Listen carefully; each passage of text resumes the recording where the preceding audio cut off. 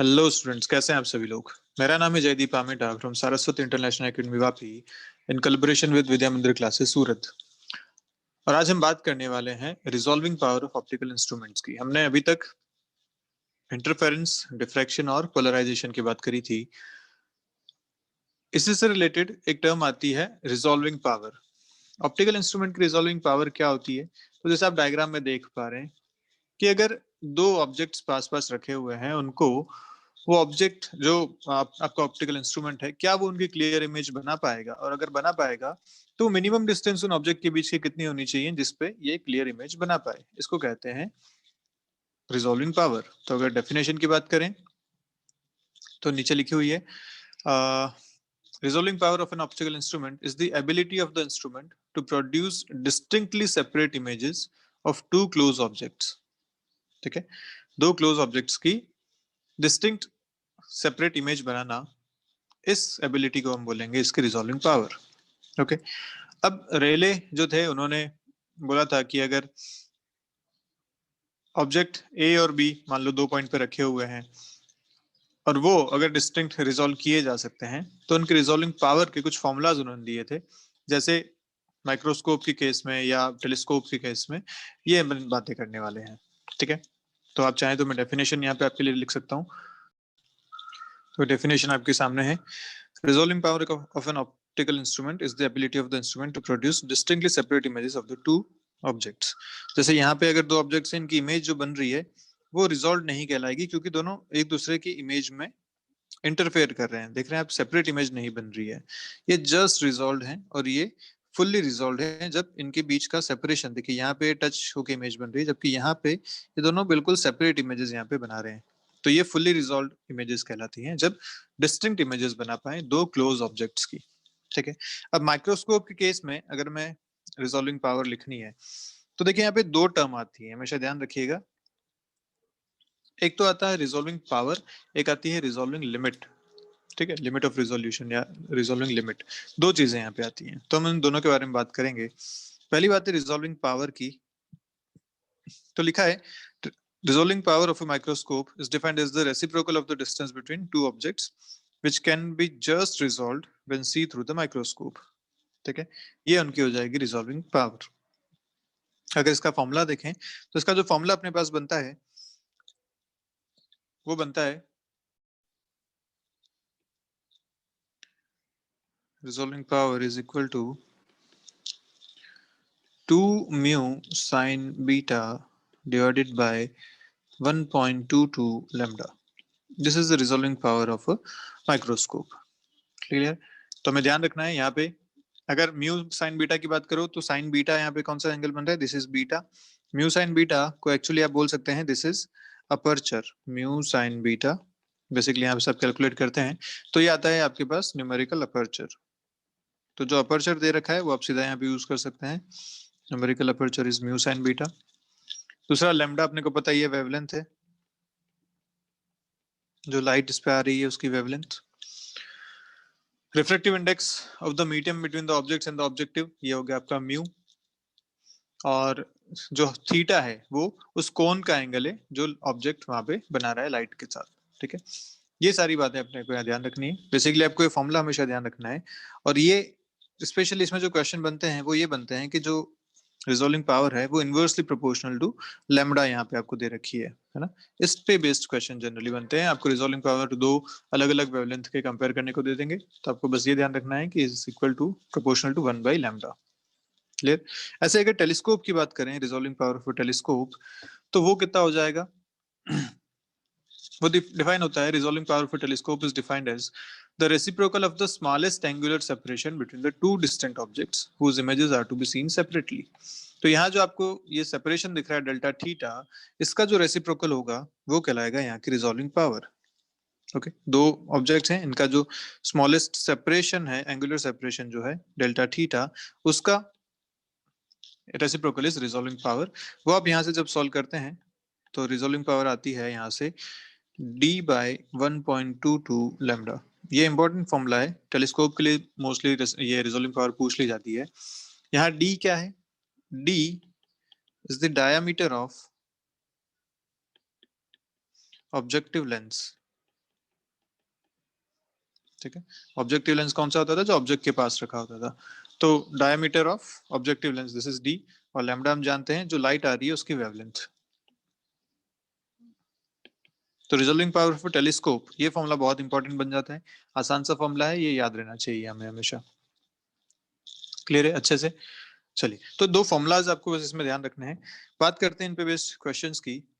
Question आपसे क्या कह रहा है देखिए। Assume that light of wavelength 6000 angstrom is coming from a star. What is the limit of resolution of a telescope whose objective has a diameter of 100 inches? ठीक है। अब यहाँ पे आपसे क्या पूछा है? Limit of resolution. यहाँ आपने फॉर्मूला किसका पढ़ा था? आपने फॉर्मूला पढ़ा था रिजॉल्विंग पावर का। तो ध्यान रखिए यहाँ पे एक रिलेशन कि लिमिट ऑफ रिजोल्यूशन जो होता है वो होता है 1 बाय रिजॉल्विंग पावर। क्लियर है? This is limit of resolution. तो हर बार ये ध्यान रखिएगा, माइक्रोस्कोप के केस में भी ये यही फॉर्मूला है और टेलीस्कोप के केस में भी यही फॉर्मूला है। आपको क्वेश्चन में ध्यान देना होगा कि मैं आपसे लिमिट पूछी है या पावर पूछी है। अगर लिमिट पूछी है तो 1 by power is your answer. ठीक है। तो अगर मुझे लिमिट निकालना है तो यहाँ limit will be, resolving limit will be 1 by resolving power. अभी आपने फॉर्मूला पढ़ा था टेलीस्कोप के केस में, क्या था? D by 1.22 lambda. तो ये उल्टा हो जाएगा 1.22 लैम्डा बाई डी के बराबर। This will be the resolving limit. अब आपको सारी चीजें दे रखी हैं। लैम्डा 6000 एंगस्ट्रॉम है, डायमीटर आपको दे रखा है 100 इंचेस। इसको अपने को कन्वर्ट करना पड़ेगा सेंटीमीटर में या मीटर में, जैसा भी आप चाहते हैं। तो हम जानते हैं कि एक इंच में 2.54 सेंटीमीटर्स होते हैं। ठीक है, लगभग 2.5 सेंटीमीटर, तो 2.54 सेंटीमीटर्स होते हैं इसमें। तो इसको अगर हम सेंटीमीटर में कन्वर्ट करें तो डी आपको मिल जाएगा 100 इंचेस के करस्पॉन्डिंग 254 सेंटीमीटर्स। और अपन वेवलेंथ को भी सेंटीमीटर में कर देते हैं तो 6000 इंटू 10⁻⁸ सेंटीमीटर्स। -10 करते हैं तो मीटर में होता है, -8 करेंगे तो सेंटीमीटर्स में आ जाएगा। क्लियर है? ये अपन यहाँ पे पुट करते हैं तो देखिए क्या आंसर मिल रहा है। Resolving limit will be 1.22 into lambda is 6 into 10⁻⁵. 6000 into 10⁻⁸ is 6 into 10⁻⁵ divided by d। d आपको दे रखा है 254। सॉल्व करेंगे तो फाइनल आंसर जो आपको मिलता है वो यहाँ से मिलेगा अप्रोक्सीमेटली 2.9 into 10⁻⁷ रेडियंस। ठीक है, ये आपका आंसर आ जाएगा यहाँ पे। क्लियर है बात अच्छे से? चलिए, तो आसान से बहुत बेसिक बेसिक फॉर्मूला आते हैं, इसी तरीके से फॉर्मूला बेस्ड क्वेश्चन आते हैं, इनको मेरे को सॉल्व करना आना चाहिए।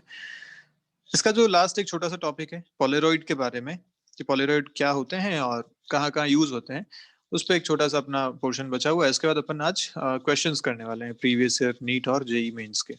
तो देखिए क्वेश्चन क्या है, ये पोलेरॉइड क्या है।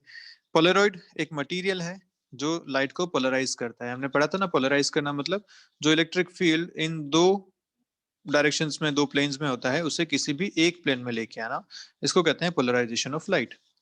तो पोलरॉइड ये पोलराइजेशन करता है। टर्मलिन एक नेचुरल पोलराइजिंग मटेरियल है, बाकी जो आजकल पोलरॉइड्स बनते हैं वो आर्टिफिशियली बनाए जाते हैं। और इसका काम क्या क्या है? सनग्लासेस में काम आता है पोलरॉइड सनग्लासेस, आपने देखे हैं हमेशा।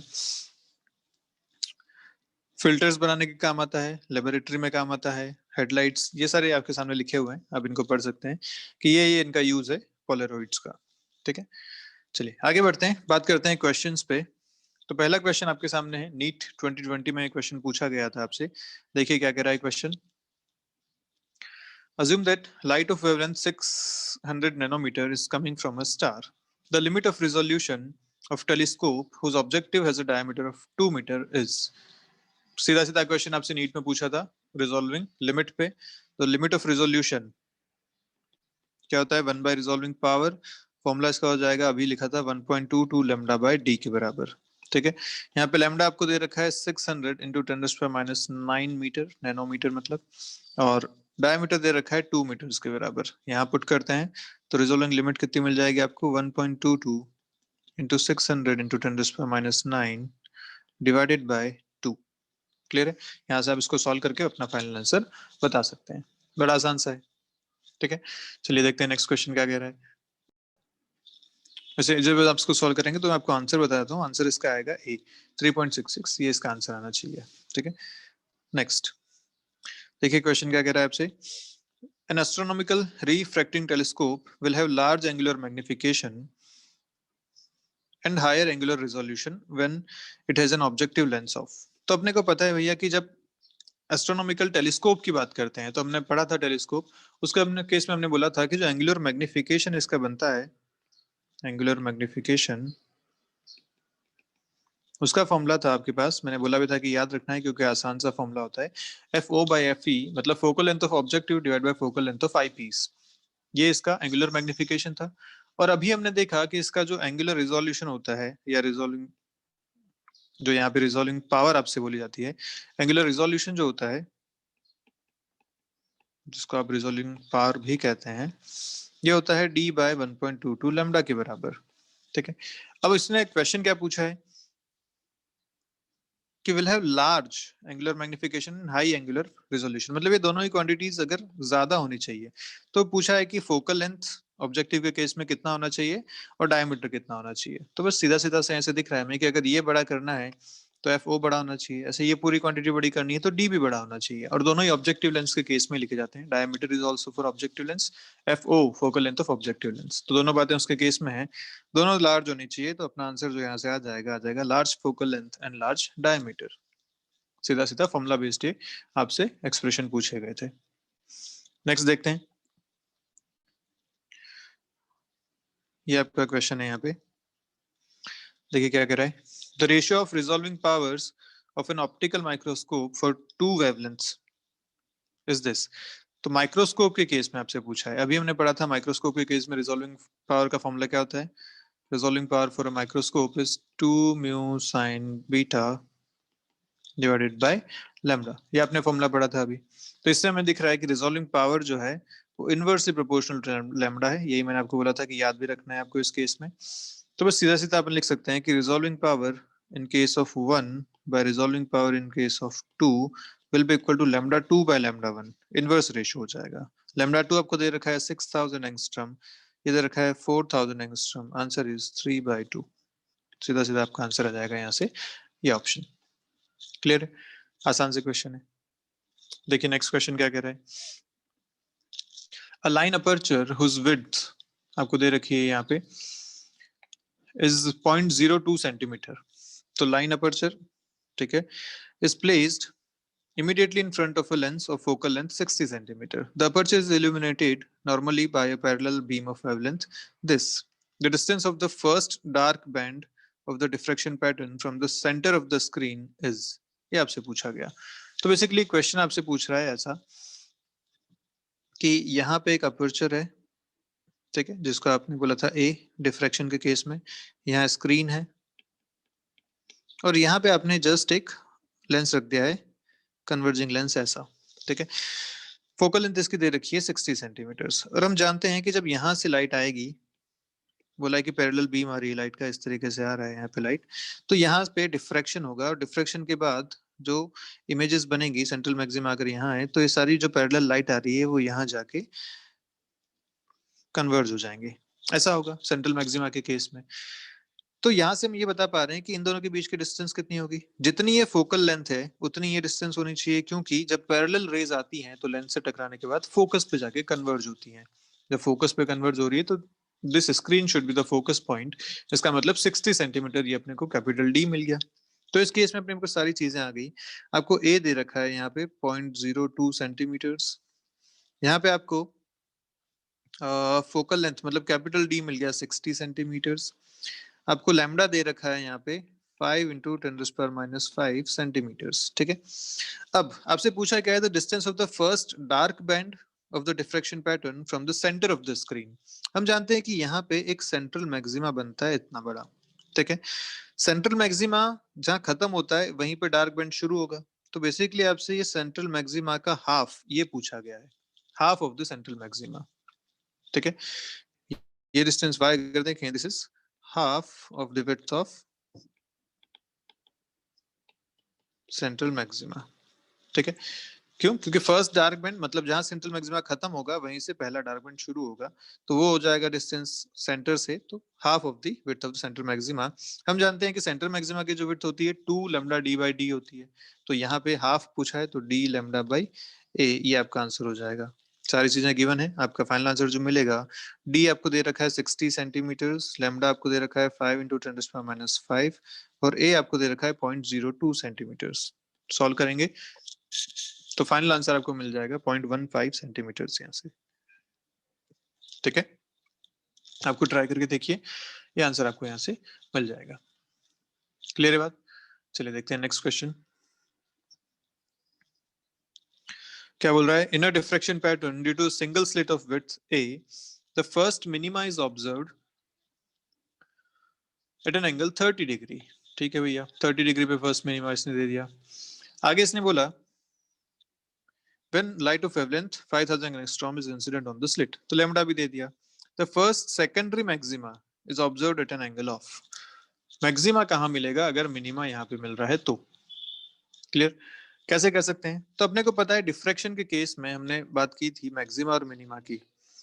डिफ्रैक्शन में जो मैक्सिमा होता था वो याद कीजिए YDSE का या इंटरफेरेंस का मिनिमा होता था, है ना? ये हमने बात बोली थी यहाँ पे। मतलब अगर डिफ्रैक्शन के केस में आपको मिनिमा दे रखा है, डिफ्रैक्शन के केस में अगर मिनिमा है तो मतलब जो पाथ डिफरेंस होना चाहिए वो किसके बराबर होना चाहिए? लैम्डा के बराबर, एन लैम्डा के बराबर। यहाँ पे फर्स्ट मिनिमा दे रखा है तो मैं इसको लैम्डा लिख रहा हूँ। फर्स्ट मिनिमा के केस में n1 हो गया तो delta x should be equal to lambda. Clear है?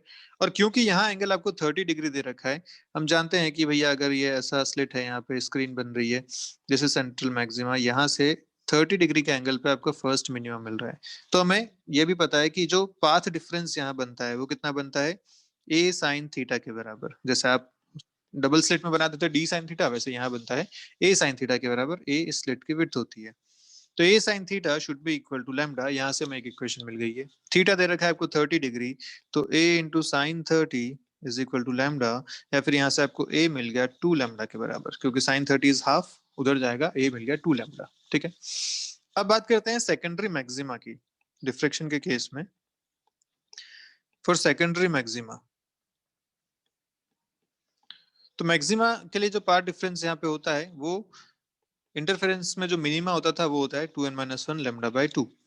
ठीक है, और आपको बोला है सेकेंडरी मैक्सिमा, मतलब n इक्वल टू 2 आपको लेना है। यहाँ पे n इक्वल टू 2 लोगे तो आपको पार्ट डिफरेंस कितना मिल रहा है? पार्ट डिफरेंस यहाँ मिल रहा है 3 लैम्डा बाय 2 के बराबर। पार्ट डिफरेंस कितना होता है? तो फिर से होता है a साइन थीटा, पर इस बार थीटा डैश लिख लेते हैं क्योंकि एंगल चेंज हो जाएगा। इस बार यहाँ कहीं बन रहा होगा, ये थीटा अपने को निकालना है। This theta dash we need to calculate for the maxima. ठीक है, ये a sin theta dash is equal to 3 lambda by 2। a की वैल्यू आप ऑलरेडी 2 लैम्डा निकाल चुके हैं, यहाँ रखेंगे is equal to 3 lambda by 2। देखिए सॉल्व करके क्या मिलता है? sin theta dash is equal to 3/4 या theta dash is equal to sine inverse 3/4। ये आपका फाइनल आंसर आ जाएगा। तो आपको ध्यान रखना है हमेशा इन बातों का कि जो डिफ्रैक्शन के केस में मैक्सिमा होता है वो इंटरफेरेंस का मिनिमा से रिलेट कर सकते हो, और जो यहाँ पे मैक्सिमा होगा या यहाँ जो मिनिमा होगा वो वहाँ का मैक्सिमा से रिलेट कर सकते हैं। ठीक है, हमेशा उल्टा रिलेशन इसमें चलता है, तो इस बात का ध्यान रखेंगे। और पार्ट डिफरेंस तो बिल्कुल वैसा ही है, जैसे वहाँ डी साइन थीटा आप लिखते थे, यहाँ ए साइन थीटा हो जाएगा। हालांकि वहाँ थीटा छोटा होता था तो आप उसको फिर साइन थीटा को याद करो, आप फिर साइन थीटा को वाई बाय डी लिख लेते थे, और आपका जो पार्ट डिफरेंस फाइनली आता था फॉर्मूला आप क्या लिखते थे? Y into d by d. वो कब होता था? जब थीटा बहुत छोटा होता था, लेकिन यहाँ थीटा ऑलरेडी 30 दे रखा है, इसलिए आप इसको सीधा ए साइन थीटा ही लिखेंगे। यहाँ इसको यूज करेंगे पार्ट डिफरेंस के केस में। क्लियर? चलिए, तो याद रखना आसान है, अगर आप दोनों को रिलेट कर सकते हैं तो आसानी से याद भी रख पाएंगे। देखते हैं नेक्स्ट क्वेश्चन क्या कह रहा है। In a double slit experiment, the two slits are 1 mm apart. Okay, and the screen is placed 1 meter away. ये भी ठीक है। आगे बोला कि a monochromatic light of wavelength 500 nanometer is used. What will be the width of each slit for obtaining 10 maxima of double slit within the central maxima of the single slit pattern? ये आपसे पूछा गया कि भैया पहले तो इसने बोला कि एक डबल स्लिट एक्सपेरिमेंट है। ठीक है, डबल स्लिट एक्सपेरिमेंट है, डबल स्लिट ऐसा बनता है experiment. Okay, the two slits are 1 mm apart. This cap small d is 1 mm, ये आपको दे रखा है। ठीक है, screen is placed 1 metre away, तो आपको कैपिटल डी दे रखा है 1 मीटर। मोनोक्रोमेटिक लाइट लैम्डा आपको दे दिया यहाँ पे 500 नैनोमीटर। क्लियर? अब आपसे पूछा गया what will be the width of each slit ये जो विड्थ है स्लिट की ए, ये कितना होना चाहिए for obtaining 10 maxima of double slit with in the central maxima of the single slit. अगर आप ये सिंगल स्लिट यहाँ पे यूज करते हैं तो हम जानते हैं कि एक सेंट्रल मैक्सिमा यहाँ बनता है। उस सेंट्रल मैक्सिमा में जो उसकी विड्थ है उसमें ऐसे 10 मैक्सिमा जो यहाँ बनते हैं वो आ जाने चाहिए, ये बात बोली गई है। क्लियर है? यहाँ आप 10 मैक्सिमा बनाइए, उन 10 मैक्सिमा को मिला के इस लेंथ के बराबर करना है, ये यहाँ पे बात बोला गया। ठीक है, तो हम जानते हैं कि यहाँ पे जो एक फ्रिंज की विड्थ होती है बीटा, वो निकाल सकते हैं हम। वो कितनी होती है हम जानते हैं, this is lambda d by D, this is the fringe width beta. ऐसी 10 फ्रिंजेस इसमें आ जानी चाहिए, वो आपको पूछा गया कि ए कितना हो। तो आसान सा तरीका हो गया, पहले हम फ्रिंज विड्थ निकालते हैं। Fringe width beta is lambda, lambda आपको दे रखा है 500 into 10⁻⁹। कैपिटल डी 1 हो गया, स्मॉल डी आपको दे रखा है 1 mm 10⁻⁻3। तो यहाँ से बीटा आपके पास आ जाएगा। इसको अगर आप या चलिए इसको ऐसा ही रख लेते हैं अभी के लिए, इसको सॉल्व नहीं करते क्योंकि अपने पास उस तरफ भी स्मॉल डी और कैपिटल डी मिलने वाले हैं, तो कैंसिल हो जाएंगे, फालतू कैलकुलेशन क्यों करें ज्यादा। ठीक है, तो ये आपकी आगे फ्रिंज विड्थ। और हम इधर जानते हैं कि जो विड्थ ऑफ सेंट्रल मैक्सिमा होती है, विड्थ ऑफ सेंट्रल मैक्सिमा वो कितनी होती है, W is equal to 2 lambda d by d. ये बात भी हम पढ़ चुके हैं ऑलरेडी, या सॉरी यहाँ पे A 2 lambda d by A, this slit is A। ठीक है, और इसने बोला है कि ऐसी 10 फ्रिंजेस वहां पे आ जानी चाहिए, तो 10 beta should be equal to W, ऐसा यहाँ पे बोला गया है। तो बस अपना आंसर आ जाएगा अब, 10 times lambda d by d should be equal to W 2 lambda d by A। यहाँ से कैपिटल डी लैम्डा दोनों चीजें कैंसिल हो जाती हैं। आपको चाहिए A, तो A मिलेगा यहाँ से आपको 2D/10 के बराबर या D/5 के बराबर। ठीक है, D आपको दे रखा है स्मॉल डी, स्मॉल डी आपको दे रखा है 1 mm, तो यहाँ से आ जाएगा 1 into 10⁻³ डिवाइडेड बाय 5। कितना आंसर आ जाएगा, 2 into 10⁻⁴ या 0.2 mm, इसको हम लिख सकते हैं ऐसा, 0.2 mm will be your final answer. Clear है बात? तो आई गेस आपको बातें क्लियर है। यहाँ पे आपको डबल स्लिट एक्सपेरिमेंट मतलब YDSE वाला एक्सपेरिमेंट जिसमें इंटरफेरेंस हो रहा था, उसमें अपन फ्रिंज विड्थ निकाल सकते हैं, फॉर्मूला अपने को पता है। दूसरा आपको बोला कि अगर सिंगल स्लिट एक्सपेरिमेंट यूज करें, मतलब डिफ्रैक्शन अगर करें, तो उसमें जो सेंट्रल मैक्सिमा बनता है, यहाँ जो बोल रखा है आपको, सेंट्रल मैक्सिमा का विड्थ भी हमें जानते हैं 2 लैम्डा डी बाई A होता है। A इज दी जो स्लिट की विड्थ है वो है, उसको यूज करके अपन यहाँ पे अपना आंसर बता सकते हैं। क्लियर? चलिए नेक्स्ट देखते हैं। क्वेश्चन आपसे पूछा, at the first minimum adjacent to the central maxima of a single slit diffraction pattern, the phase difference between the Huygens wavelets from the edge of the slit and the wavelet from the midpoint of the slit, वो कितना difference होगा, ये आपसे पूछा गया है। तो बोला है फर्स्ट मिनिमा पे, फर्स्ट मिनिमा मतलब अगर मैं इसका डायग्राम बनाऊं तो देखिए डिफ्रेक्शन में होता है क्या, अपन जानते हैं कि ये अगर स्लिट है, इसकी विड्थ A है, तो यहाँ जो वेवलेट्स आते हैं वो हर एक वेवलेट एक सोर्स की तरह काम करता था और सामने स्क्रीन पे यहाँ पे सुपर पोजिशन होता था, इसी को हमने डिफ्रेक्शन बोला था। तो अगर ये इसका सेंट्रल मैक्सिमा यहाँ कहीं बनता है और let's say this is the position for first minima. ठीक है, तो आपसे क्या बोला गया है, आपसे ये बोला गया कि at the position of first minima adjacent to the central maxima of a single slit diffraction pattern, the phase difference आपको पूछा गया है between Huygens wavelet from the edge of the slit and the wavelet from the midpoint of the slit। मतलब यहाँ से जो दो waves चलेंगे, एक इस एज से जो यहाँ तक पहुंचेंगी, दूसरी जो इस मिड से यहाँ तक पहुंचेंगी, इन दोनों का फेज डिफरेंस आपसे पूछा गया है। ठीक है, अब फेज डिफरेंस कैसे निकालें, तो हम जानते हैं कि अगर पाथ डिफरेंस अपने को मिल जाए तो फेज डिफरेंस मिल जाएगा। और पाथ डिफरेंस कैसे लिख सकते हैं, तो ये भी आप जानते हैं, इस पे एक परपेंडिकुलर ड्रॉप करता हूं मैं यहाँ से यहाँ पे, तो ये जो डिस्टेंस बनेगी, this distance is path difference delta x. और क्योंकि ये आधा डिस्टेंस a/2 है, तो इसके करस्पॉन्डिंग ये बन जाएगा a/2 साइन थीटा के बराबर। ठीक है, this will be the path difference a/2 sine theta, जो अपने को कैलकुलेट करना है। दूसरी बात, अगर पूरा देखा जाए तो पूरा पाथ डिफरेंस बनता है a साइन थीटा के करस्पॉन्डिंग। अगर मैं यहाँ तक पूरा आन दूं, जो यहाँ से वेव चल रही है वहां तक, इनके करस्पॉन्डिंग अगर देखो तो पूरा पाथ डिफरेंस जिसके करस्पॉन्डिंग मिनिमा बन रहा है वो है a साइन थीटा। तो फॉर द फर्स्ट मिनिमा यहाँ लिख सकते हैं path difference should be equal to, मिनिमा के केस में होता है n लैम्डा, रिमेंबर डिफ्रैक्शन में जो इंटरफेरेंस का मैक्सिमा था वो यहाँ मिनिमा है, तो ये हो जाएगा एन लेमडा, मतलब a sine theta is equal to n one रख सकते हैं क्योंकि फर्स्ट मिनिमा है, हो गया लैम्डा के बराबर। ओके, अब यहाँ जो आपको पार्ट डिफरेंस चाहिए डेल्टा एक्स, वो है ए बाई टू साइन थीटा, मतलब जो अपना रिक्वायर्ड पार्ट डिफरेंस है डेल्टा एक्स रिक्वायर्ड, वो कितना है ए बाई टू साइन थीटा के बराबर। यहाँ से देखें तो ये है लैम्डा बाई टू के बराबर, क्योंकि a sine theta is lambda, a by two sine theta is lambda by two. तो ये अपने को मिल गया। अगर path difference lambda by two है तो फेज डिफरेंस कितना हो जाएगा, हम दोनों का रिलेशन जानते हैं, this is two pi by lambda into delta x. Delta x अपने को पता है लैम्डा बाई टू के बराबर है, आंसर आएगा यहाँ से पाई।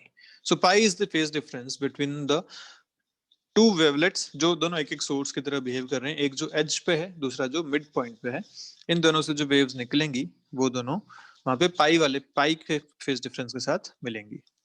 क्लियर है, ये आपका आंसर हो गया। तो क्वेश्चन अच्छा है, थोड़ा सा आपको सोचना पड़ेगा इस क्वेश्चन को सॉल्व करने के लिए। नीट में आपसे पूछा गया था 2015 में। क्लियर है, तो जेई वाले बच्चे भी इन क्वेश्चंस ऐसे ही पूछे जा सकते हैं क्योंकि अच्छे अच्छे क्वेश्चंस हैं इसमें भी। तो ध्यान रखिए जेई मेंस का लेवल भी इस टाइप का रह सकता है। नेक्स्ट देखिए, a beam of light of wavelength 600 nanometer from a distant source falls on a single slit 1 mm wide. Distant source मतलब parallel light आएगी, यहाँ पे slit की width दे रखी है, and the resulting diffraction pattern is observed on a screen 2 meter away. The distance between first dark fringes on the either side of the central bright fringe is, ठीक है। तो ऐसा है, यहाँ पे ये है ए आपको दे रखा है, ये स्क्रीन है, स्क्रीन पे जो ब्राइट फ्रिंज बनती हैं वो लेट्स से यहाँ से यहाँ तक बनी, तो इस ब्राइट जो सेंट्रल मैक्सिमा है वो ब्राइट बनता है, इसके बाद डार्क बननी शुरू होती है। तो आपसे क्या पूछा है, डिस्टेंस बिटवीन फर्स्ट डार्क इस तरफ ऑन आइदर साइड, तो ये वाली। तो बेसिकली आपसे इन दोनों के बीच का डिस्टेंस पूछा है, which is nothing but width of central maxima, यही आपसे पूछा गया है। दोनों तरफ की फर्स्ट डार्क फ्रिंजेस के बीच का distance is equal to central maxima की विड्थ। तो ये सेंट्रल मैक्सिमा विड्थ फॉर्मूला पता है हमें, 2 लैम्डा डी बाय ए के बराबर होता है। सारी चीजें गिवन है, 2 इंटू लैम्डा आपको दे रखा है 600 नैनोमीटर्स मतलब -9, डी आपको दे रखा है 2 मीटर्स और ए आपको दे रखा है 1 mm 10⁻³ तो यहाँ से आपका जो फाइनल आंसर आता है आप देख सकते हैं क्या बन रहा है। This answer would be 2.4 mm, ये आपका आंसर मिल जाएगा यहाँ से 2.4 mm के बराबर। क्लियर, चलिए देखते हैं next. A parallel beam of light of wavelength lambda is incident normally on a narrow slit, ठीक है। A diffraction pattern formed on a screen placed perpendicular to the direction of the incident beam. At the second minima of the diffraction pattern, the phase difference between the rays coming from the two edges of the slit is. Question फिर से वैसा ही है, आपसे पूछा गया है कि second maxima second minima के केस पे जहां बनेगा, मान लीजिए ये ए हो गया, यहाँ स्क्रीन है, सेंट्रल मैक्सिमा का यहाँ बन रहा होगा, लेट्स से सेकंड जो मिनिमा है वो यहाँ बन रहा है, ठीक है। इस केस में आपसे पूछा गया कि जो दो लाइट्स कहाँ कहाँ से आ रही है, at the second minimum of the diffraction pattern the phase difference between the rays coming from the two edges of the slits, एक जो यहाँ से पहुंच रही है यहाँ तक, दूसरी जो यहाँ से पहुंच रही है यहाँ तक, इन दोनों के केस में आपसे पूछा गया कि फेज डिफरेंस कितना होगा। तो अगर पाथ डिफरेंस मिल जाए मुझे यहाँ का तो फेज डिफरेंस भी मिल जाएगा, और पाथ डिफरेंस तो हम जानते हैं सेकंड मिनिमा के केस में पाथ डिफरेंस कितना होना चाहिए, 2 लैम्डा के बराबर, एन लैम्डा के करस्पॉन्डिंग सेकंड मिनिमा है तो 2 लैम्डा हो जाएगा, और अगर 2 लैम्डा पार्ट डिफरेंस है तो सीधा सीधा फेज डिफरेंस निकाल लेंगे, बस सीधा आंसर है आपके पास, phase difference is equal to 2 pi by lambda into delta x. तो ये कितना हो गया, 2 pi by lambda into 2 lambda, answer will be 4 pi. तो फेज डिफरेंस इज 4 पाई, ये आपका आंसर है। क्लियर, अच्छे से, चलिए आगे देखते हैं क्वेश्चन क्या कह रहा है। देखिए पोलराइजेशन के क्वेश्चन है अब आपके सामने। The Brewster's angle IB for an interface should be, Brewster angle याद है पोलराइजेशन के केस में हमने बोला था कि जब एक रे किसी स्लैब पे आती है, लेट्स से इंसिडेंट एंगल, और वो इंसिडेंट एंगल अगर ब्रूस्टर्स एंगल के इक्वल है तो यहाँ से जो रे रिफ्लेक्ट होती है वो प्लेन पोलराइज्ड होती है, और जो रिफ्रैक्शन वाली लाइट होती है वो इसके परपेंडिकुलर होती है। ये बात हमने यहाँ पे बोली थी, है ना। तो ब्रूस्टर्स एंगल कितना लिखा था आपने? लिखा था 10IB is equal to mu के बराबर। This was the Brewster's angle. Okay, ये था म्यू। अब सोचो यहाँ पे ब्रूस्टर्स एंगल कितना होना चाहिए। तो हम जानते हैं कि म्यू जो होता है वो always more than equal to 1 होता है, ठीक है। वो हमेशा 1 से ज्यादा होना चाहिए फॉर द मीडियम। अगर ऐसा है तो यहाँ पे आप सीधा सीधा ये भी कह सकते हो भैया कि अगर म्यू 1 से ज्यादा है मतलब 10IB, ये जो वैल्यू है ये 1 से ज्यादा होनी चाहिए। 10IB should be more than 1, है ना। ऐसा कब पॉसिबल होता है? हम जानते हैं कि 1045 डिग्री होता है 1 के बराबर। तो मतलब जो एंगल है IB वो 45 से ज्यादा होना चाहिए। क्लियर है? और 1090 होता है इंफिनिटी, तो ऑब्वियसली इससे कम हो जाना चाहिए। इंफिनिटी से 1 के बीच में ये रहता है, तो आपका आंसर आ जाएगा ये Brewster's angle should be 45 to 90 degrees. बड़ा आसान सा सवाल आपसे यहाँ पूछा गया था। क्लियर? समझ में आ गया? नेक्स्ट देखिए, नीट 2018 में पहला वाला कब पूछा था आपसे? ये अभी लास्ट नीट 2020 में पूछा था ये वाला। ये 2018 में आपसे पूछा गया। देखिए क्या कह रहा है। Unpolarised light is incident from air on a plane surface of a material of refractive index mu, ठीक है। At a particular angle of incidence IB, it is found that the reflected and refracted rays are perpendicular to each other. कौन सा ऐसा angle होता है? ऐसे angle को कहते हैं ब्रूस्टर्स एंगल, जब रिफ्लेक्टेड और रिफ्रैक्टेड परपेंडिकुलर हो जाती हैं। तो पूछा क्या, which of the following option is correct for this situation? Reflected light is polarized with its electric vector parallel to the plane of incidence. Reflected light is polarized with electric vector perpendicular to the plane of incidence. तो अपने को पता है कि यहाँ जो reflection होता है, जो पोलराइजेशन होता है वो होता है perpendicular to the plane of incidence. हमने इसको ऐसा बनाया था, है ना। जो इलेक्ट्रिक फील्ड इसमें बनता है वो perpendicular to the plane of incidence रहता है, ऐसा इसमें पोलराइजेशन होता है। तो आपका आंसर हो जाएगा बी। अच्छा, ये गलत है क्योंकि ये होता है IB 10IB equal to mu, मतलब IB equal to 10 inverse mu, not 1/म्यू। ये 1/म्यू है इसीलिए ये गलत है। 10 इनवर्स म्यू होता तो ये सही होता। क्लियर? चलिए नेक्स्ट देखिए। बोला गया two polaroids P1 and P2 are placed with their axis perpendicular to each other. अच्छा, तो अगर परपेंडिकुलर टू ईच अदर रखे गए हैं, unpolarised light I0 is incident on P1, okay. A third Polaroid P3 is kept in between P1 and P2 such that its axis makes an angle 45 degree with that of P1. The intensity of transmitted light through P2 is, ये आपसे पूछा गया कि P2 से कितनी light transmit यहाँ से हो पाएगी। अब हम जानते हैं भैया कि जब एक से दूसरे पे ट्रांसमिट होती है लाइट, पोलराइजेशन के केस में हमने बताया था इंटेंसिटी होती है I0 cos स्क्वायर थीटा के करस्पॉन्डिंग वेरी करती है ना। अगर इनिशियल इंटेंसिटी I0 है तो जो फर्स्ट से सेकंड में जाएगी, सेकंड से थर्ड में जाएगी, ऐसा है जो बोल रखा है।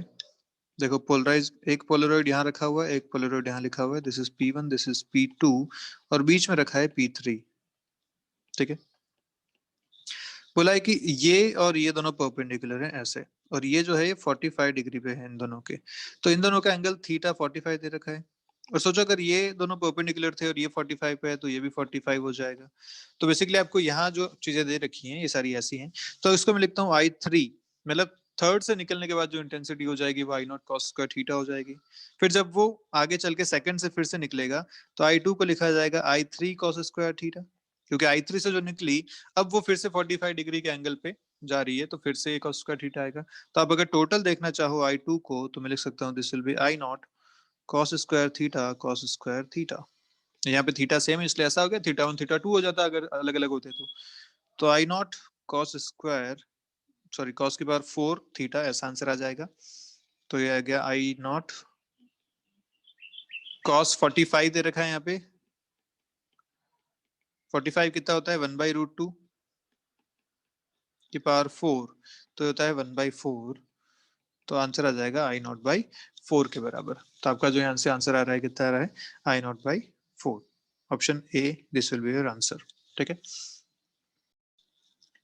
अच्छा, एक एक एक, एक गलती अपन यहाँ पे कर दी। देखिए गलती अपन ने क्या करी कि अनपोलराइज्ड लाइट जो है वो आई नॉट पे आके गिर रही है, आई नॉट की है वो P1 पे गिर रही है पहले, तो अपन ने P1 के तो इंटेंसिटी देखी ही नहीं, वो भी तो देखनी पड़ेगी, ये गलती अपन ने कर दी। तो देखिए यहाँ पे क्या है, सीधा सीधा आई नॉट अपन ने ले लिया, ये आई नॉट लेना गलत हो जाएगा बेसिकली। क्यों ऐसा? क्योंकि आई नॉट इंटेंसिटी यहाँ पे है जो आगे गिर रहा है, और हम जानते हैं कि जब अनपोलराइज्ड लाइट किसी पोलराइड से पास होती है तो उसकी इंटेंसिटी हाफ हो जाती है। तो बेसिकली ये जो इंटेंसिटी बाहर आएगी ना, ये हो जाएगी I1, और हम कह सकते हैं कि I1 is equal to I0/2। ये बात यहाँ पे आ जाएगा। ठीक है, तो ये हम चीजें मिस कर दी थी हमने, कि जो पहले लाइट आ रही है वो पहले P1 पे गिर रही है, फिर P3 पे, फिर P2 पे, और वहां से बाहर आ रही है। तो 3 बार पोलराइजेशन यहाँ पे अपने को देखना पड़ेगा, अपन ने 2 ही बार देखा।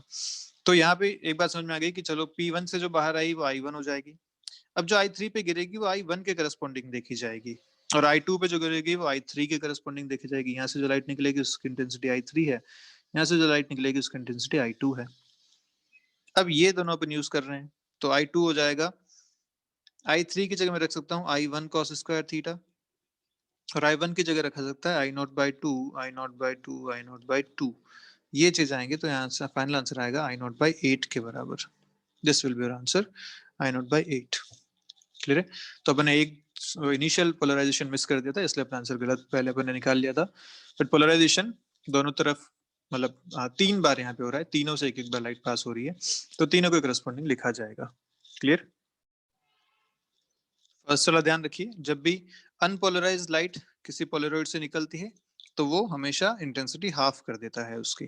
ठीक है, अब यहाँ जो लाइट चल रही है ये प्लेन पोलराइज्ड है, लेकिन इस बार ट्रांसमिशन एक्सिस का एंगल 45 डिग्री के करस्पॉन्डिंग है, तो 45 के करस्पॉन्डिंग इंटेंसिटी बाहर आएगी। फिर ये जो लाइट चल रही है ये फिर से प्लेन पोलराइज्ड है, लेकिन फिर से इस बार जो एक्सिस है वो इससे 45 डिग्री पे है, तो फिर से यहाँ पे जो इंटेंसिटी आएगी वो 45 डिग्री के करस्पॉन्डिंग आएगी। तो जो नेट इंटेंसिटी बाहर आएगी, यहाँ से हाफ हो गई, यहाँ से cos स्क्वायर 45, यहाँ से cos स्क्वायर 45, वो आपके पास फाइनल आंसर आ जाएगा I0/8। This will be your answer.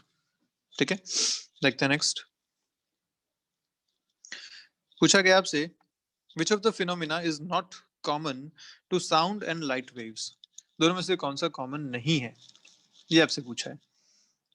तो बताइए कौन सा हो सकता है? इंटरफेरेंस दोनों का हो सकता है ना? इंटरफेरेंस तो कॉमन होता है, क्योंकि इंटरफेरेंस या डिफ्रैक्शन या कोहेरेंस ये सारी बातें कब होती हैं? जब सुपरपोजिशन होता है। तो सुपरपोजिशन दोनों ही वेव्स का हो सकता है। लेकिन पोलराइजेशन, पोलराइजेशन की अगर बात करूं तो ये सिर्फ ट्रांसवर्स वेव के साथ हो सकता है, क्योंकि उस केस में वेलोसिटी ऐसी होती है और वेरिएशन ऐसा होता है, डिस्प्लेसमेंट ऑफ पार्टिकल ऐसा होता है। तो लाइट वेव में पोलराइजेशन पॉसिबल है, लेकिन साउंड वेव क्योंकि लॉन्गिट्यूडनल वेव है, कैसी वेव है? Longitudinal wave. इसके केस में अगर वेलोसिटी इस तरफ है तो जो पार्टिकल का वेरिएशन है वो भी इसी डायरेक्शन में रहता है, डिस्प्लेसमेंट भी इसी डायरेक्शन में रहता है। तो यहाँ पे आप इसको पोलराइज नहीं कर सकते, इसलिए answer is polarisation is not common between light and sound. Wave superpose करेंगी तो बाकी सारी चीजें हो सकती हैं, लेकिन पोलराइजेशन यहाँ पे नहीं हो पाएगा। क्लियर है अच्छे से? चलिए आते हैं जेई के कुछ क्वेश्चंस पे जो पिछले कुछ सालों में आए हुए हैं, ट्रिपल ई और जेई मेन में पूछे गए हैं। देखिए क्या क्वेश्चन कह रहा है आपसे। When an unpolarized light of intensity I naught is incident on a polarizing sheet, the intensity of the light which does not get transmitted is, पता है अपने को, जब एक अनपोलराइज्ड लाइट इस पे आके गिरती है, इसकी इंटेंसिटी अगर आई नॉट है तो बाहर कितनी आती है? I0/2 वाली इंटेंसिटी बाहर आ पाती है। कितनी ट्रांसमिट नहीं हो पाई? I0/2 ट्रांसमिट नहीं हो पाई, वो अंदर एब्जॉर्ब हो गई। ठीक है, ये आपका आंसर आ गया। बड़ा आसान सा सवाल पूछा था। नेक्स्ट आपसे पूछा गया कि a beam of unpolarized light of intensity I naught is passed through a Polaroid A and then through another Polaroid B, which is oriented so that its principal plane makes an angle of 45 degree relative to A. The intensity of the emergent light is, आसान सा सवाल है। एक यहाँ पे दे रखा है, यहाँ पे दे रखा है, this is A, this is B। अगर ये इस तरीके से है तो ये 45 डिग्री पे अरेंज है, इसका एंगल इसके कंपेयर में कितना है? थीटा 45 डिग्री दे रखा है। ठीक है, तो अनपोलराइज लाइट है, पहले यहाँ से पास की गई आई नॉट इंटेंसिटी की, तो जब यहाँ से निकलेगी तो I0/2 हो जाएगी, और जब यहाँ से फाइनली बाहर निकलेगी तो हम जानते हैं this will B I0/2 cos square 45 degrees, क्योंकि इस पे गिरी कितनी? I0/2, एंगल डिफरेंस था 45 का, तो cos स्क्वायर 45 की करस्पॉन्डिंग बाहर आ जाएगी। तो फाइनल आंसर आप लिख सकते हैं I0/2 cos square 45 is again half, answer is I nought by 4। ये आपका आंसर आ जाएगा यहाँ से ऑप्शन ए। क्लियर है, कोई दिक्कत वाली बात नहीं। चलिए आगे बढ़ते हैं। देखिए नेक्स्ट क्वेश्चन आपसे क्या कह रहे हैं। 2014 में पूछा गया आपसे question, two beams A and B of plane polarized light with mutually perpendicular planes of polarization are seen through a Polaroid। ठीक है, तो from the position when the beam A has maximum intensity and B has zero intensity, तो मान लीजिए अगर A का plane ऐसा है और B का प्लेन अगर ऐसा है, ठीक है, तो पोलरॉइड का प्लेन कैसा था, पोलरॉइड का प्लेन ऐसा था, तभी आप इसे A की इंटेंसिटी को पूरा देख पाए। लिखा है from a position when beam A has maximum intensity, मतलब ये जो है एज इट इज पास हो जाएगी इससे, जबकि ये जो है इससे पास नहीं हो पाएगी। आप बी को चाहे तो ऐसा बना लीजिए, इसी प्लेन में अपन सारी बातें कर लेते हैं ऐसा। तो ये बी जो है इससे पास नहीं हो पाएगी, तो इंटेंसिटी इसकी हो जाएगी 0। इस पोजीशन पे अभी रखा गया है। A rotation of Polaroid through 30 degree makes two beams appear equally bright। ठीक है, तो मान लीजिए इसकी इंटेंसिटी आई ए थी, इसकी इंटेंसिटी आई बी थी। अब जब आपने इस पोलरॉइड को 30 डिग्री एक्सिस पे घुमा दिया ऐसे, पहले से अभी 30 डिग्री घूम गया है। अब आपसे पूछा गया कि बताइए अगर इन दोनों की इंटेंसिटी इक्वल अपीयर होती है, जो बाहर आ रही है वो दोनों की इक्वल अपीयर होती है, तो initial intensities of the two beams are in the ratio I A is to I B कितना होना चाहिए। तो हम जानते हैं भैया आई ए से जो बाहर आएगा आई ए डैश उसे मैं बोलता हूँ, वो कितना आएगा आई ए कॉस स्क्वायर 30 डिग्रीज, क्योंकि उससे एंगल 30 डिग्री था। और जो आई बी डैश बाहर आएगा बी के करस्पॉन्डिंग वो कितना आएगा आई बी कॉस स्क्वायर 60 डिग्रीज, क्योंकि आई बी है इस तरीके से, ये आई बी वाला प्लेन है जिसमें वो पोलराइज है, और ये इसका पोलराइजेशन पोलरॉइड का एंगल है, ये एंगल 30 है, तो ये एंगल कितना हो गया 60 डिग्रीज। हमें ये एंगल चाहिए होता है, तो यहाँ पे एंगल आएगा 60 डिग्रीज। तो बस आपके पास दोनों चीजें हैं और ये दोनों बराबर दे रखी हैं।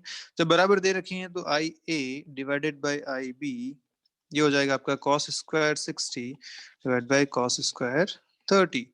ये होता है आपका कॉस 60 इज हाफ, ये आपका होता है √3/2 इनका स्क्वायर।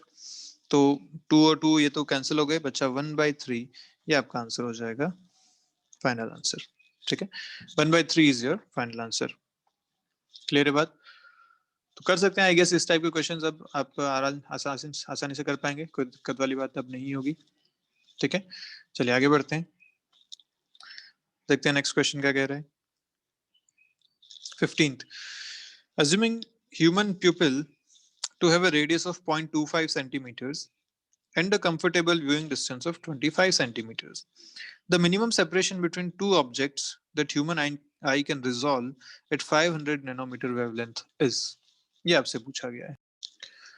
तो इस केस में हमारे पास सीधा सीधा फॉर्मूला है कि जब भी आपको ऐसे लेंसेज के केस में दे रखा हो कि कितना मिनिमम डिस्टेंस होनी चाहिए, तो सीधा फॉर्मूला आप यूज कर सकते हैं। Minimum distance y is equal to 1.22 lambda into capital D by small d। ये कैपिटल D क्या है, जो मिनिमम व्यूइंग डिस्टेंस है वो, और स्मॉल d क्या है, जो आपको रेडियस दे रखी है उसका diameter. d is the diameter of the प्यूपिल, ये हो जाएगा। तो आंसर 1.22 इंटू लैम्डा आपको दे रखा है 500 नैनोमीटर्स इंटू 10⁻⁹। जो मिनिमम डिस्टेंस आपको दे रखी है 25 सेंटीमीटर्स दे रखी है, इसको मैं मीटर में कन्वर्ट कर देता हूँ, divided by diameter of the प्यूपिल।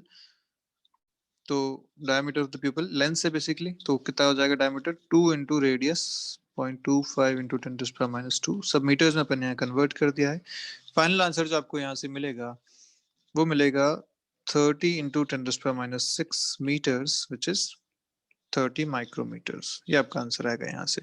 ठीक है, तो एक लेंस के केस में अगर आपको ऐसा बोला जाए कि इसका जो अपर्चर है या जो इसका डायामीटर है वो आपको दे रखा है स्मॉल d, जो ऑब्जेक्ट रखा हुआ है वो मान लीजिए कैपिटल D पे रखा हुआ है, मिनिमम व्यूइंग डिस्टेंस वाली बात हो रही है यहाँ पे, और जो लाइट आ रही है वो लैम्डा वेवलेंथ की है, तो जो मिनिमम रिजॉल्विंग के लिए डिस्टेंस होनी चाहिए वो कितनी होनी चाहिए, this would be equal to this 1.22 lambda d by d के बराबर। तो आप ये फॉर्मूला भी अपनी लिस्ट में ऐड कर सकते हैं। क्वेश्चन इस पे जेईई मेन में पूछा गया 2015 में। नेक्स्ट देखते हैं, देखिए क्वेश्चन क्या कह रहा है। A box of pinhole camera of length L has a hole of radius a. ठीक है. It is assumed that when the hole is illuminated by a parallel beam of light of wavelength lambda, the spread of spot obtained on the opposite wall of the camera is the sum of its geometrical spread and the spread due to diffraction. The spot would then have its minimum size when. ये आपसे पूछा गया है. अब question बड़ा आसान सा है. क्वेश्चन आपसे क्या कह रहा है, पूरा अगर क्वेश्चन समझें तो डिफ्रैक्शन की बात है. मान लीजिए एक ऐसा डब्बा आपने बना रखा है. इस डब्बे में आपने इस तरफ एक छोटा सा होल कर दिया यहाँ पे. ठीक है, ऐसा एक होल कर दिया यहाँ पे. इस होल की जो आपको लेंथ दे रखी है वो ए दे रखी है, और यहाँ से एक लाइट अंदर आ रही है. जब लाइट अंदर आएगी तो डिफ्रैक्शन होगा, वो पैटर्न सामने यहाँ पे बनेगा. तो आपसे पूछा गया कि जो पैटर्न यहाँ पे बन रहा है, जो स्प्रेड ऑफ द स्पॉट है, वो स्पॉट कौन सा होता है, बेसिकली सेंट्रल मैक्सिमा. ये जो दे रखा है, ये इसकी मिनिमम साइज कब होगी, ये आपका क्वेश्चन है. इसके जो ऑप्शंस दे रखे हैं वो भी मैं रख लेता हूँ आपके सामने. अभी 4 ऑप्शन आपके सामने हैं. ठीक है, हम जानते हैं कि जो सेंट्रल मैक्सिमा इसकी विड्थ होती है वो कितनी होती है, 2 लैम्डा डी बाय ए के बराबर. This is the width of central maxima. तो अपने को यहाँ से ऑप्शंस डाल डाल के चेक करने पड़ेंगे. ए की जो आपको वैल्यूज दे रखी हैं उसके करस्पॉन्डिंग देखना पड़ेगा कि मिनिमम कब मिल पा रहा है. ठीक है, तो चलो वैल्यूज रखते हैं, जल्दी से देखते हैं.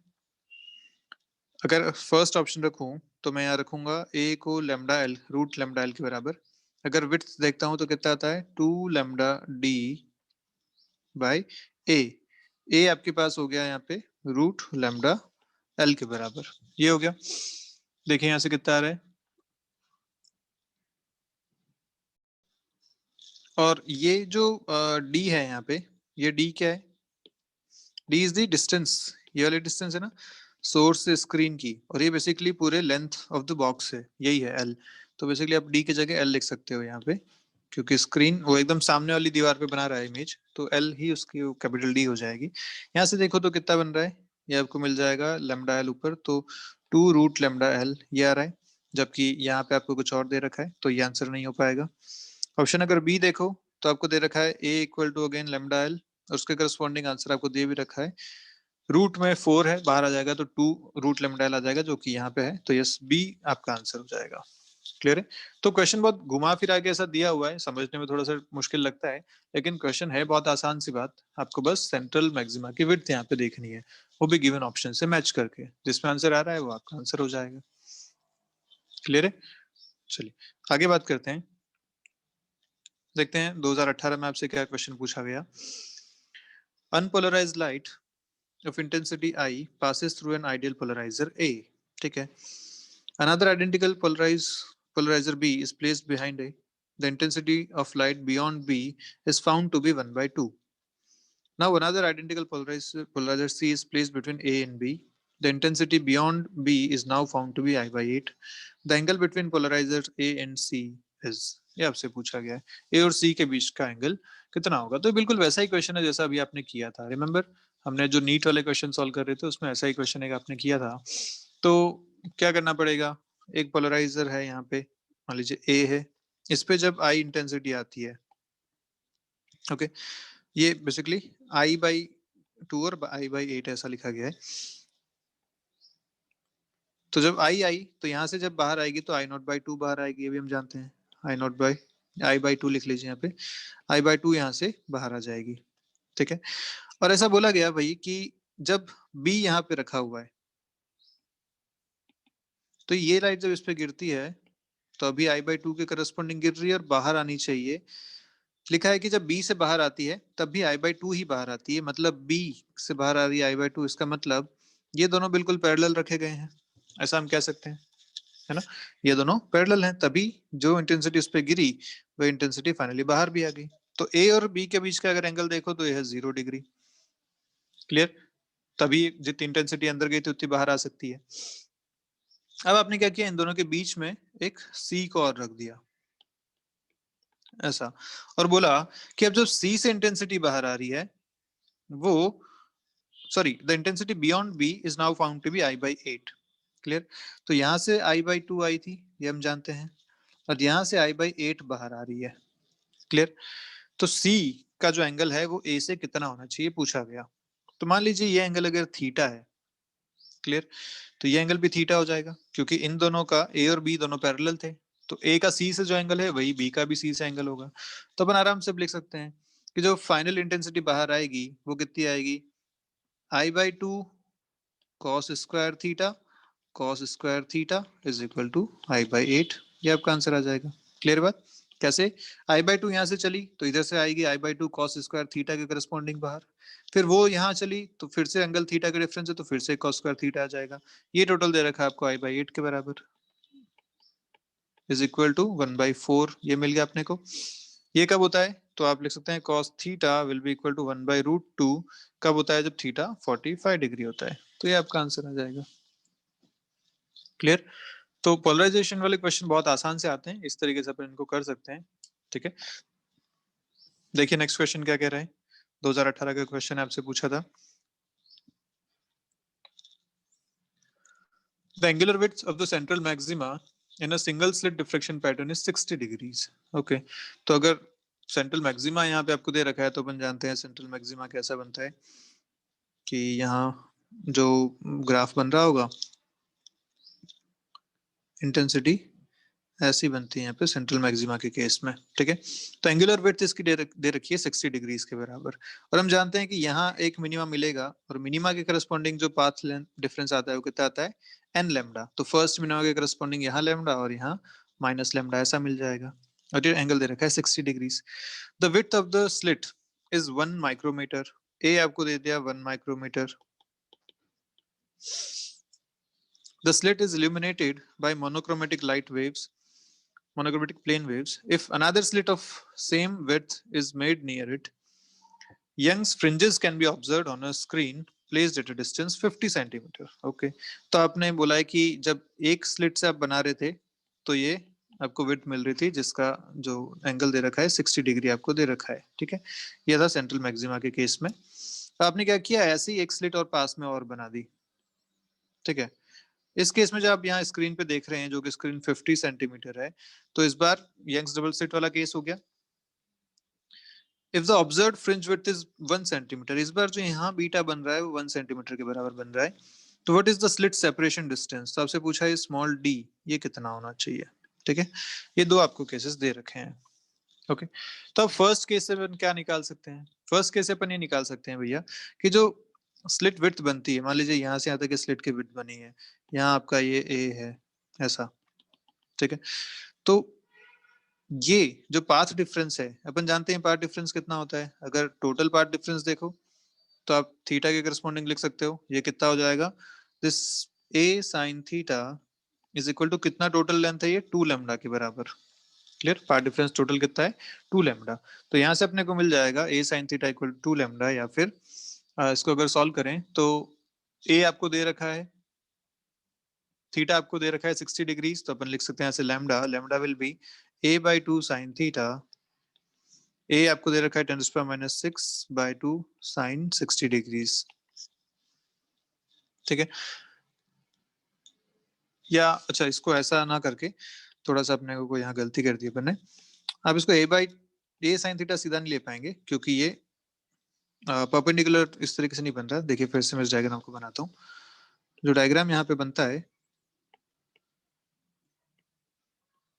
हम जानते हैं कि अगर ये स्लिट है यहाँ से यहाँ तक जिसकी लेंथ है a, तो इसके मिड पॉइंट से अगर अपन देखें यहाँ से इधर तक और यहाँ से इधर तक, ये जो दो लाइट यहाँ जा रही होंगी, इस वजह से यहाँ पे मिनिमा बन रहा है, और ये मिनिमा के लिए जो पाथ डिफरेंस बनता है वो कितना बनता है, a/2 साइन थीटा के बराबर। ये बात हमने पहले भी पढ़ी हुई है। और ये थीटा आपको दे रखा है 30 डिग्री, क्योंकि नीचे की तरफ भी ये 30 है, टोटल 60 बन रहा है, 60/2 का हाफ ये हो जाएगा 30। ठीक है, कैसे? तो यहाँ से जो लाइट चल रही है इस डायरेक्शन में और यहाँ से जो लाइट चल रही है इस डायरेक्शन में, उस केस में भी ये 30 है। टोटल स्लिट विड्थ आपको दे रखी है यहाँ से यहाँ तक 60 के बराबर, इसलिए दोनों एंगल 30-30 हो जाएंगे। तो अपने को 30 के करस्पॉन्डिंग इसको लिखना पड़ेगा। तो हम जानते हैं this a/2 sine theta is equal to lambda, path difference यहाँ पे लैम्डा का हो गया। तो a/2 या ए अपने को पता है, तो a लिखा जा सकता है 10⁻⁶/2 sine 30 degrees is equal to lambda.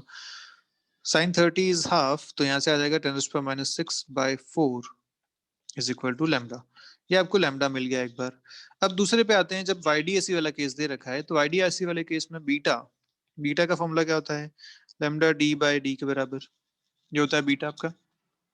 सारी चीजें पता है। बीटा आपको दे रखा है 1 सेंटीमीटर, मतलब 10⁻⁻² मीटर्स। यहाँ पे अगर देखें तो लैम्डा अभी आपने कैलकुलेट किया था 10⁻⁶/4। कैपिटल डी आपको दे रखा है 50 सेंटीमीटर, तो 50 इंटू 10⁻²। और स्मॉल डी आपको कैलकुलेट करना है। तो यहाँ से आप अपना आंसर बता सकते हैं। जब सॉल्व करेंगे तो फाइनल आंसर मिलेगा 25 इंटू 10⁻⁶। ठीक है, ये आपका आंसर आ जाएगा। तो will be d is equal to 25 micrometres. ये आपका आंसर होगा। क्लियर?